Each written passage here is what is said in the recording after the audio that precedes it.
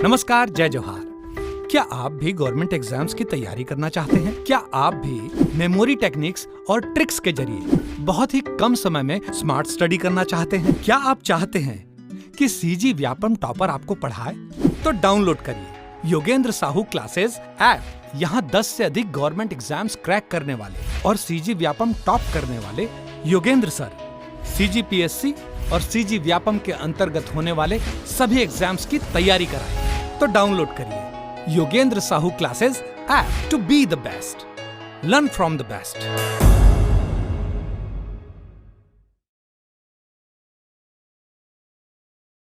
कोई भी सपना साकार करने के लिए सबसे जरूरी है सही कोच का होना। चुनिए Yogendra Sahu classes first rank को और करे अपने सीजी व्यापम CGPSC का सपना साकार। Download the app now. नमस्कार दोस्तों, स्वागत है आपका योगेंद्र साहू ऑनलाइन क्लासेस में। तो आज का हमारा टॉपिक है मौर्योत्तर काल और मौर्योत्तर काल से संबंधित ऑब्जेक्टिव्स देखेंगे हम। और अगर अभी तक आपने हमारे चैनल को सब्सक्राइब नहीं किया है तो चैनल को सब्सक्राइब कर लीजिए। चलिए वीडियो को शुरू करते हैं। तो सबसे फर्स्ट है शुंग वंश। ठीक है, भागवत धर्म संबंधित प्राचीनतम अभिलेखीय साक्ष्य मिलता है तो कहाँ मिलता है? हेलियोडोरस का बेसनगर अभिलेख। ठीक है, हेलियोडोरस का बेसनगर अभिलेख। हेलियोडोरस का बेसनगर अभिलेख संदर्भित है तो आंसर है हमारा केवल वासुदेव से। ठीक है, केवल वासुदेव से। देखिए, भागवत धर्म से संबंधित प्रथम लेख मध्य प्रदेश के बेसनगर विदिशा का गुरुण स्तंभ है। इसको तक्षशिला के डेमेट्रियस के यवन राजदूत हेलियोडोरस को शुंग दरबार भेजा। उसने भागवत धर्म ग्रहण किया तथा इस स्तंभ की स्थापना करवाकर उसकी पूजा की। यह घटना शुंग वंश के शासक भागवत के काल की है जिसके दरबार में हेलियोडोरस आया था। चलिए नेक्स्ट देख लेते हैं। बेसनगर अभिलेख का हेलियोडोरस कहाँ का निवासी था? तो हेलियोडोरस कहाँ का निवासी था? तक्षशिला का निवासी था। ठीक है, चलिए आगे देखते हैं। शुंग वंश के बाद किस वंश ने भारत पर राज किया? तो शुंग वंश के बाद किस वंश ने भारत पर राज किया था? तो कर्ण। ठीक है, कर्ण। शुंग वंश की राजधानी कौन थी? विदिशा। ठीक, विदिशा शुंग वंश के राजाओं का सही क्रम है। देखिए, तो आंसर जो है हमारा ऑप्शन डी है, पुष्यमित्र शुंग। ठीक है, पुष्यमित्र शुंग, अग्निमित्र, वसुमित्र, भागवत मित्र। ठीक है, ये सही क्रम है। चलिए नेक्स्ट देख लेते हैं। अब देखिए सेकंड जो है सातवाहन वंश। चलिए सातवाहन वंश के बारे में पढ़ लेते हैं। निम्नलिखित में से कौन सा शासक वर्ण व्यवस्था का रक्षक कहा जाता है? तो कौन कहा जाता है? गौतमी पुत्र सातकर्णी। गौतमी पुत्र सातकर्णी। ठीक, सातवाहन वंश का प्रथम प्रतापी राजा सातकर्णी प्रथम था। सातवाहन शासक वैदिक धर्म में आस्था रखते थे और वर्ण व्यवस्था के संरक्षक थे। मौर्य के बाद दक्षिण भारत में सबसे प्रभावशाली राज्य था तो कौन सा था? सातवाहन। ठीक, आंसर है हमारा सातवाहन। सिमुक निम्न वंशों में से किसका संस्थापक था? तो किसका संस्थापक था? सातवाहन वंश का। ठीक, सिमुक सातवाहन वंश का संस्थापक था। नेक्स्ट देख लेते हैं। निम्नलिखित में से कौन सही सुमेलित नहीं है? देखिए, इसमें पूछा है कौन सही सुमेलित नहीं है तो आंसर है हमारा सातवाहन स्वर्ण। ठीक, ये सही नहीं है। इसके बारे में पढ़ लेते हैं। सातवाहन शासकों ने स्वर्ण के नहीं पोटिन सीसा के सिक्के जारी किए थे। ठीक है, किसके? सीसा के सिक्के जारी किए थे। नेक्स्ट देख लेते हैं। आंध्र सातवाहन राजाओं की सबसे लंबी सूची किस पुराण में मिलती है? तो मत्स्य पुराण में। ठीक, मत्स्य पुराण में सातवाहनों की, वायु पुराण में गुप्तों की तथा विष्णु पुराण में मौर्यों की वंशावली मिलती है। नेक्स्ट देख लेते हैं। सातवाहनों की राजधानी अवस्थित थी तो कहाँ थी? अमरावती में। ठीक, अमरावती में। निम्न में से कौन सा स्थान सातवाहनों की राजधानी था? तो ऑप्शन ए प्रतिष्ठान। ठीक है, प्रतिष्ठान। सातवाहनों ने अमरावती क्षेत्र के प्रतिष्ठान या पैठान या पोटली को अपनी राजधानी बनाई। नेक्स्ट, निम्न शासकों में से किसके लिए एका ब्राह्मण प्रयुक्त हुआ है? तो आंसर है हमारा गौतमी पुत्र सातकर्णी के लिए। ठीक है, गौतमी पुत्र सातकर्णी। सातवाहनों ने किस धातु के सिक्के बनाए थे? तो किसके सिक्के बनाए थे? शीशे के। सातवाहनों ने शीशे के सिक्के बनाए थे। सातवाहनों ने शीशे के सिक्के चलवाए जो प्रचलित रूप से पोटीन सिक्के के रूप में प्रचलित हुए। नेक्स्ट, सातवाहन वंश के शासकों को क्रमगत करें। तो चलिए देख लेते हैं। पहला होगा वृषल, ठीक है, वृषल, वृषल के बाद सातकर्णी प्रथम, फिर उसके बाद हाल, फिर उसके बाद आएगा गौतमी पुत्र सातकर्णी और लास्ट में आएगा पुलवामी, ठीक है। नेक्स्ट देख लेते हैं। सिमुक सातवाहन साम्राज्य के संस्थापक का नाम नहीं है। सिमुक सातवाहन साम्राज्य के संस्थापक का नाम नहीं है सिमुक। आंसर है हमारा सिमुक। सिमुक या सिमुक के अन्य नाम हैं सिंधुक, शिशुक, श्रीपल और वृषल। नेक्स्ट देख लेते हैं। सातवाहनों के प्रतिद्वंदी थे तो कौन थे? शक, ठीक है, शक थे। सातवाहनों के प्रतिद्वंदी कौन थे? शक थे। भूमिदान प्रथा का आरंभ किया, तो भूमिदान प्रथा का आरंभ किसने किया था? सातवाहनों ने किया था, ठीक है, सातवाहनों द्वारा हुआ था। सातवाहन शासकों ने भूमिदान परंपरा शुरू की जिसे अग्रहार कहा जाता था। आगे चोल शासकों ने इसका विस्तार किया था। आगे देख लेते हैं। निम्न राजवंशों में से सबसे पुराना राजवंश था, तो सबसे पुराना राजवंश कौन था? सातवाहन वंश, ठीक। चलिए नेक्स्ट, यूनानी आक्रमण। सिकंदर कालीन यूनानी यात्री थे, तो सिकंदर के काल में यूनानी यात्री कौन थे? निर्याकस थे, ठीक है, निर्याकस। स्काईलेटरस और हेरोडोट्स तक्षशिला के विदेशी उत्तराधिकारी राज्य से संबंधित। चलिए नेक्स्ट देखते हैं। यूनानी आक्रमण का प्रभाव हुआ। देखिए 4 ऑप्शन दिए हैं, इसमें से सही कौन सा है ये पूछा है। तो देखिए जो सही है वो क्या है? पहला और दूसरा। तो क्या है पढ़ लेते हैं। मौर्य साम्राज्य के उत्पत्ति के साथ क्षेत्रीय एकीकरण की भावना विकसित हुई, और दूसरा है भारतीय सिक्के लेख युक्त आकर्षक हो गए, ठीक। चलिए आगे देखते हैं। सिकंदर ने भारत पर आक्रमण किया, तो सिकंदर ने भारत पर कब आक्रमण किया था? 326 ईसा पूर्व में, ठीक है। चलिए देखते हैं आगे। सिकंदर की भारत में सफलता के कारण थे। इसमें भी 4 ऑप्शन दिए हैं और कौन सा सही है हमें देखना है। तो देखिए जो सही है, देखिए पहला, भारत में तब कोई केंद्रीय सत्ता नहीं थी। सेकंड, उसकी सेना श्रेष्ठ प्रकार की थी। और सी सही है, इसको देशद्रोही भारतीय शासकों का सहयोग मिला था। शक या सीथियन वंश। शक युग के आधार पर राष्ट्रीय कैलेंडर का आखिरी महीना कौन सा है? तो कौन सा है? डी, फाल्गुन, ठीक है, फाल्गुन। काव्य शैली का प्राचीनतम नमूना किसके अभिलेख में मिलता है? तो आंसर है हमारा काठियावाड़ या रुद्रदमन के। काठियावाड़ या रुद्रदमन के, ठीक है। रुद्रदमन ने गुजरात के जूनागढ़ में संस्कृत का एक बड़ा अभिलेख खुदवाया जो संस्कृत काव्य शैली का सबसे प्राचीन नमूना था। नेक्स्ट देखते हैं। किस अभिलेख में रुद्रदमन प्रथम की विभिन्न उपलब्धियां वर्णित है? तो जूनागढ़ अभिलेख में, ठीक है, जूनागढ़ अभिलेख। जूनागढ़ गिरनार अभिलेख में रुद्रदमन प्रथम की उपलब्धियां वर्णित हैं। नेक्स्ट देखते हैं। बिना बेगार के किसने सुदर्शन झील का जीर्णोद्धार कराया था? तो किसने कराया था? डी, रुद्रदमन प्रथम ने। सुदर्शन झील का जीर्णोद्धार रुद्रदमन प्रथम ने करवाया था। चलिए नेक्स्ट देखते हैं। शक संवत कब प्रारंभ किया गया? तो कब प्रारंभ किया गया था? आंसर है हमारा ऑप्शन बी, 78 ईस्वी में, ठीक है, 78 ईस्वी में। राजा खारवेल का नाम जुड़ा है, तो राजा खारवेल का नाम जुड़ा है, आंसर है हमारा हाथी गुम्फा लेख के साथ, ठीक है। किसके साथ? हाथी गुफा लेख के साथ। हाथी गुम्फा अभिलेख उड़ीसा का बिना तिथि का एक अभिलेख है जिसमें एक जैन धर्मावलंबी राजा खारवेल का उल्लेख है। नेक्स्ट देखते हैं। निम्नलिखित राजाओं में से कौन जैन धर्म का संरक्षक था? तो कौन था? खारवेल था, ठीक है, जैन धर्म का संरक्षक कौन था? खारवेल। कलिंग के हाथी गुम्फा अभिलेख के अनुसार खारवेल नामक शासक जैन धर्म का संरक्षक था। कलिंग नरेश खारवेल निम्न में से किस वंश से संबंधित था? तो किस वंश से संबंधित था? चेदी, ठीक, आंसर है हमारा ए, चेदी। निम्नलिखित राजाओं में से किसका जैन धर्म के प्रति भारी झुकाव था? तो जैन धर्म के प्रति झुकाव किसका था? खारवेल का, ठीक है, खारवेल। कलिंग नरेश खारवेल का संबंध था चेदी वंश से, ठीक। कलिंग नरेश खारवेल का संबंध चेदी वंश से था। निम्नलिखित में से एक मौर्योत्तर काल के देशी उत्तराधिकारी राज्य से संबंध नहीं है, तो किसका नहीं है? शक वंश का, ठीक है, शक वंश, आंसर है हमारा शक वंश। मौर्योत्तर काल में देशी उत्तराधिकारी जो ब्राह्मण वंश का नहीं है, आंसर है हमारा चेदी वंश, ठीक। खारवेल की जानकारी का प्रमुख स्रोत यह है, क्या है? आंसर है हमारा हाथी गुम्फा शिलालेख, ठीक है, हाथी गुम्फा शिलालेख। चेदी वंश का प्रसिद्ध शासक खारवेल किस स्थान का राजा था? तो कलिंग का, ठीक है, कहाँ का? कलिंग का। चलिए नेक्स्ट देखते हैं। कुषाण वंश। कुषाण वंश किस कबीले की एक शाखा थी? तो आंसर है हमारा यूची, ठीक है, कुषाण वंश यूची कबीले के शासक थे। प्रसिद्ध बौद्ध विद्वान अश्वघोष किसके समकालीन था? तो किसका समकालीन था? कनिष्क के, ठीक है, कनिष्क। अश्वघोष कनिष्क के दरबार के प्रमुख विद्वान थे।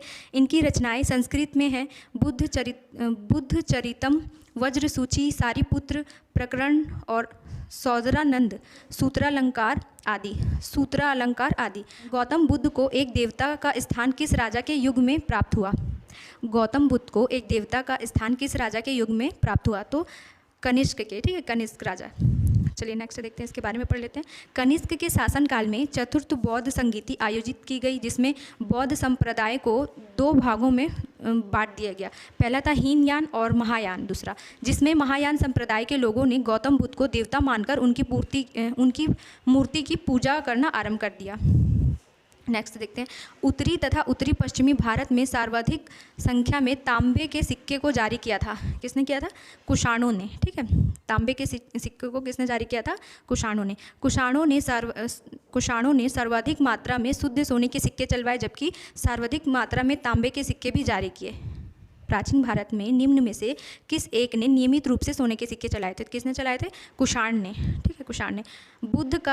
बुद्ध का किसके सिक्कों पर अंकन हुआ है? तो कनिष्क के सिक्कों पर, ठीक है। बुद्ध का अंकन कनिष्क के सिक्कों पे हुआ है। कुषाण शासन का राज्याभिषेक किस सन में हुआ? तो किस सन में हुआ था? 78 AD में, ठीक है, 78 AD में, 78 ईस्वी में।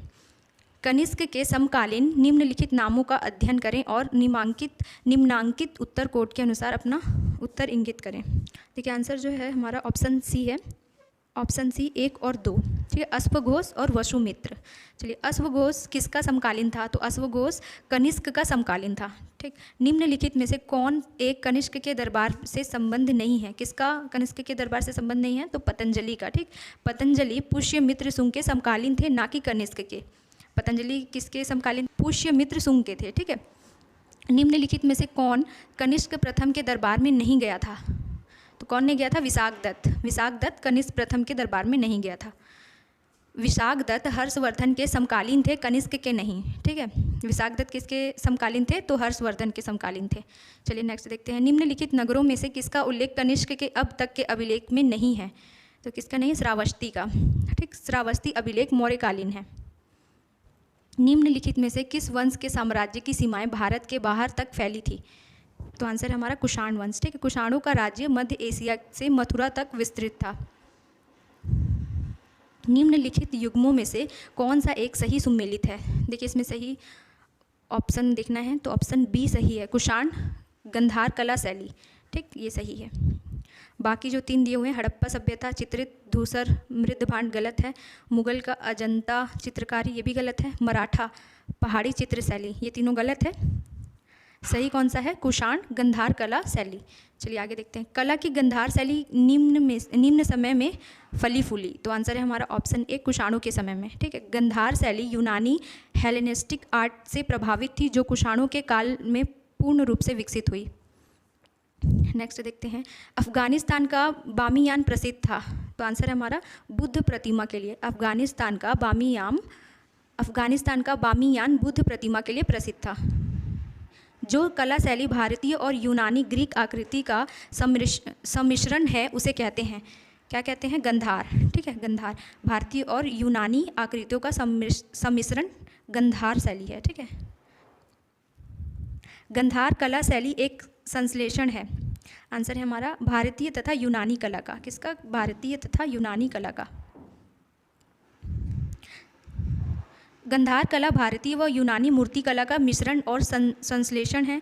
यह कला सिकंदर के आक्रमण के बाद कुषाणों के समय विकसित हुई थी। नेक्स्ट देखते हैं। निम्नलिखित में से किस मूर्ति कला में सदैव हरित स्तरित चट्टान शिष्ट का प्रयोग माध्यम के रूप में होता था? तो आंसर है हमारा गंधार मूर्ति कला में, ठीक है, गंधार मूर्ति कला। बौद्ध धर्म का महाकाव्य माना जाता है, तो किसे माना जाता है? बुद्ध चरित्र को। बौद्ध धर्म का महाकाव्य बुद्ध चरित्र को माना जाता है। बुद्ध चरित्र के रचनाकार अश्वघोष हैं। देखिए बुद्ध चरित्र के रचनाकार कौन है? अश्वघोष। इसे बौद्ध धर्म का महाकाव्य माना जाता है। कनिष्क की राजधानी क्या थी? तो कनिष्क की राजधानी क्या थी? पुरुषपुर। क्या थी? पुरुषपुर। गंधार शैली की मूर्ति कला में बुद्ध का सारनाथ में हुए प्रथम धर्मापदेश में समृद्ध प्रवचन मुद्रा का नाम है, तो धर्मचक्र, ठीक है, धर्मचक्र, ठीक है। इंडो बैक्ट्रियन या इंडो बैक्ट्रियन या हिंद, यवन और राजा मिलिंद। निम्नलिखित में से कौन सा एक अन्य तीनों के समकालीन नहीं था? तो कौन नहीं था? मिलिंद। बिंबिसार, गौतम बुद्ध और प्रसेनजीत समकालीन अर्थात महाजनपद के हैं, जबकि मिलिंद मौर्योत्तरकालीन यवन शासक थे। ठीक है।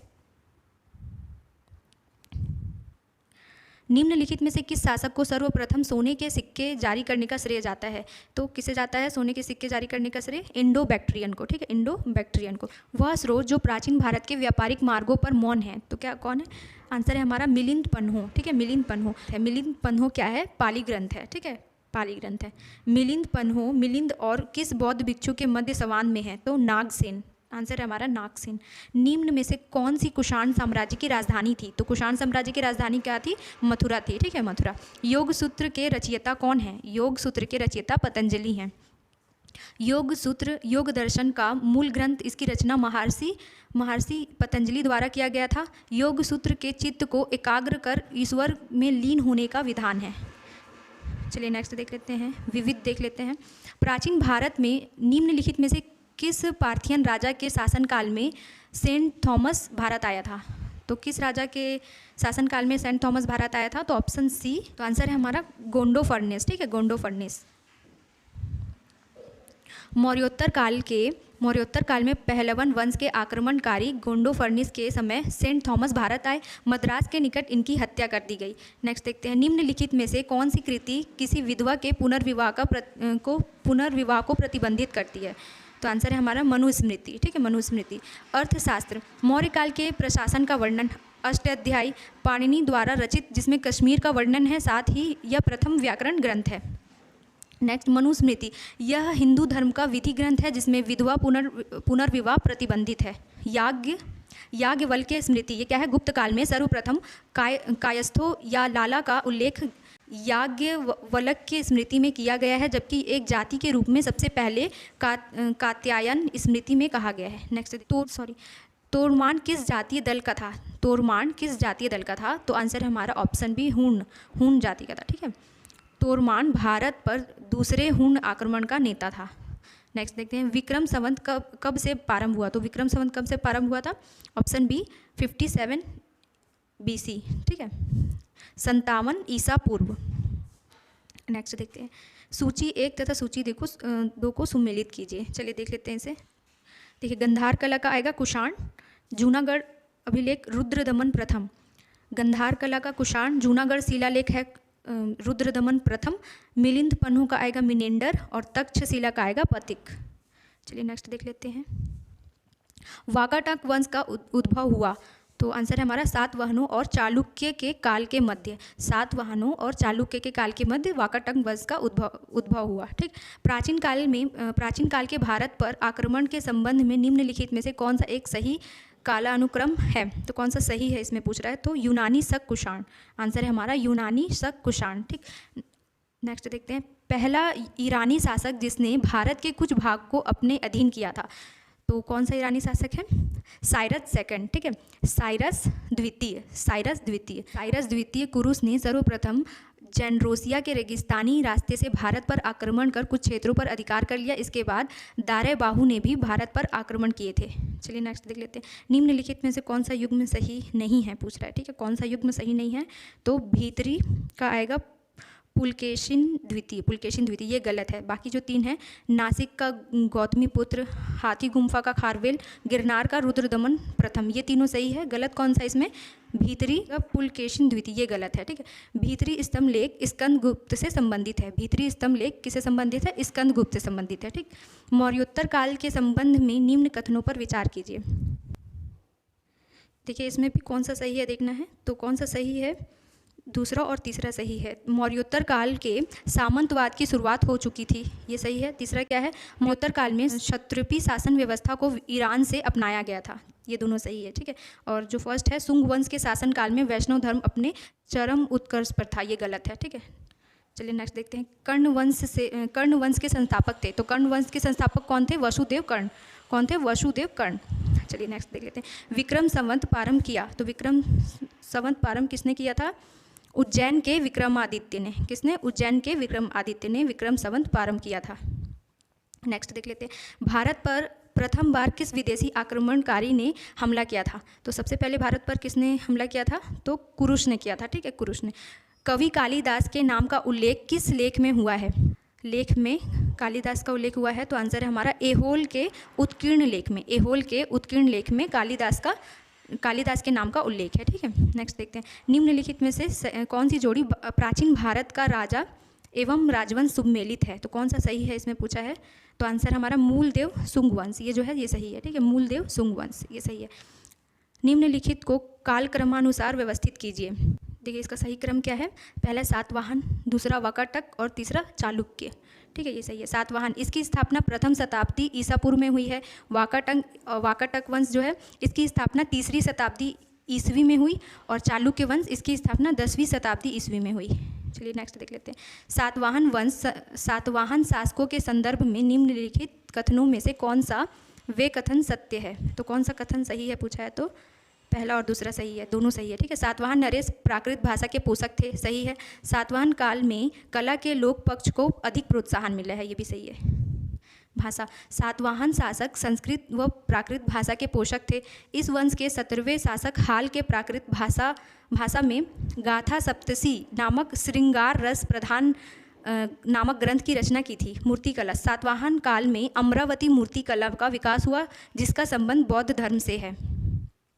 निम्नलिखित में से किस वंश के शासकों को पुराणों में श्री पर्वतीय कहा गया है? तो किसे कहा है, किसे कहा गया है? इक्वाकू को, ठीक है। इक्वाकू वंश के शासकों को पुराणों में आंध्रभृत्य और श्री पर्वती कहा गया है। ये पहले सातवाहनों के सामंत थे। अपने स्वतंत्र सत्ता की घोषणा सातवाहनों के पतन के बाद किया। चलिए आज के लिए इतना ही, मिलते हैं नेक्स्ट वीडियो में, धन्यवाद। नमस्कार, जय जोहार, जय छत्तीसगढ़। हमारे लोग सब एक और राज्य सरकार हमें सफल हुई।